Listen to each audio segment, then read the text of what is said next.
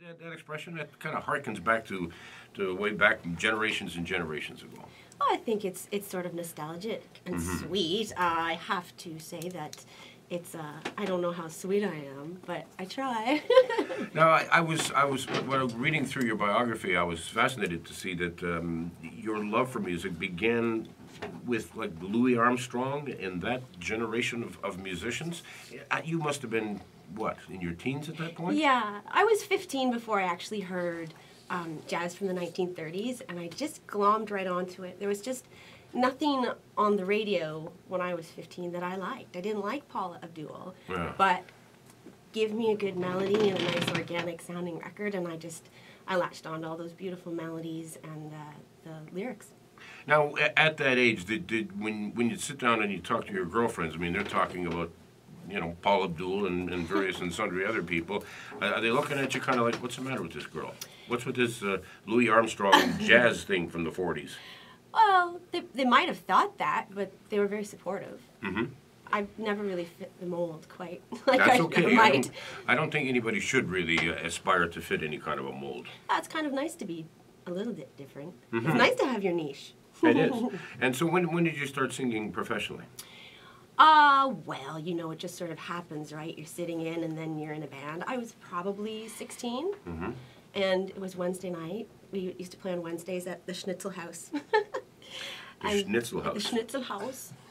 And then I had a band, and then I was in a band, and I learned more and more songs. People kept lending me LPs, and that's how I learned all these songs, just listening to lots of records. And how did you get to know Jeff Healey? Again, sitting in down at the Say What with a band called the Hot Five Jazz Makers, and I'd gone down to hear them, and they sort of introduced us. We both kind of sat in, and he had a very great knowledge of classic jazz, so very generous in sharing it with young folk. Yeah, and what an extremely nice man. Indeed. Gone way too young. Way too young. You almost went way too young as well. You developed breathing problems and ended up requiring a double lung transplant? That's true, yep.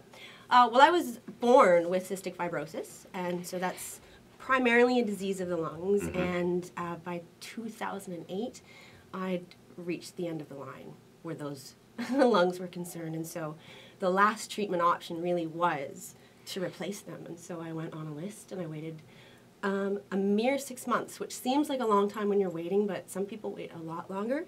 Some people can't get their lungs in time, so it's kind of nice now to be able to lend some support to the cause and get people to realize that, I'm here with you today, Ted, because somebody signed their consent to be an organ donor. I have been a big supporter of organ donations for years on the radio and elsewhere, and I've known some people who survived because of that. I had a friend, Father Mike, who needed a heart transplant, which he got. Unfortunately, he only stayed around for there 5 or so years, but certainly that 5-year period for him and for his family obviously meant an awful lot, and he put a lot of living in that 5 years as well. Well, and that's just the thing, is that stuff like this sort of makes you live for today. Not that I didn't always live for today, but if the anvil falls on my head tomorrow, and it might, I can say that I was riding a horse. I rode 3 horses yesterday. I played a couple gigs this week. I was on the radio. Like, I squeezed the good out of every day, like I'm milking a cow.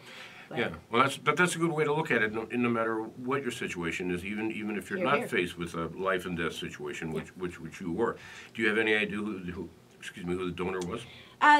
In Canada, they keep that anonymous. So you're invited to write a letter, and it goes through the Trillium Society anonymously to them. So they have my thank you letter, which is So it's up to the family to decide whether they want to contact you. Yeah, but they can only contact you through Trillium anonymously, so you never actually get to meet them. But if they do choose to write you back, you can find out, oh, this guy liked motocross and he liked dogs. Why couldn't you meet them though? Well, I had my transplant on November 4th, 2008, so I haven't yet met my person. If they're listening today and they want to get in touch with me, the family of this person, I would just tell them how grateful I am. And, it is every breath you take. It's every time you walk up the stairs, because walking up the stairs was impossible towards the ends of my old lungs. But it's every breath I take. That person's with me. So regardless of whether I get to meet the family or not, just that they know that I'm here and I'm with my family because they made something nice out of their tragedy. Yeah. Yeah. Well, I'm glad that it's a very touching story. It is unfortunate, of course, that in order for you to live, somebody had to leave us prior to that. But I mean, we're all going to go at one point. So if you're going to go, and if you can do something for someone else, that's can't think of a better way to walk away from it all. Yeah, I would agree with you. If that person can come back, I would love for that to have happened. But like you say, you gotta recycle and reuse, and it's one person signs their consent, up to 8 lives can be saved. Yeah. And it's just astonishing because I got lungs, maybe they got liver, pancreas, kidneys. You just don't know the miracles that were made. And so National Organ and Tissue Donation Awareness Week is happening on April 22nd to the 28th this year. So people are encouraged to go to beadonor.ca.